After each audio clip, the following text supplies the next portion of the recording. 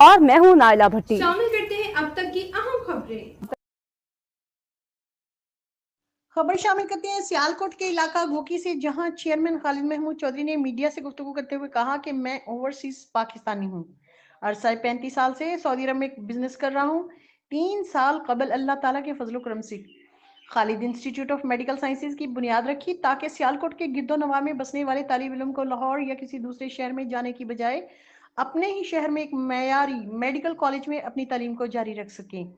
انہوں نے مزید بتایا کہ خالد انسٹیٹیوٹ آف میڈیکل سائنسز کے شعبہ ڈاکٹر آف فارمیسی نے اس سال ضلع سیالکوٹ، گجرات اور گوجرانوالہ میں پہلی پوزیشن حاصل کر کے تعلیمی میدان میں اہم کامیابی حاصل کی ہے۔ اس کے علاوہ ہمارے انسٹیٹیوٹ نے مختلف شعبہ جات جن میں doctor of physiotherapy, doctor of pharmacy میں اہم BSMLT، BScs، BS فزیو کارکردگی سار انجام دینے کے ساتھ معیاری تعلیمی سرگرمیوں کو فروغ دے رہی ہے۔ چیئرمین خالد محمود نے بتایا کہ ہم مستحق طلباء طالبات کو اسکالرشپ دیتے ہیں تاکہ وہ اپنی تعلیم کو جاری رکھ سکیں، اور پوزیشن حاصل کرنے والے طالب علموں کو بھی خصوصی اعزاز سے نوازتے ہیں۔ خالد محمود چودھری نے پوزیشن حاصل کرنے والے طالب علموں کو مبارکباد دی اور شیلڈ تقسیم کی۔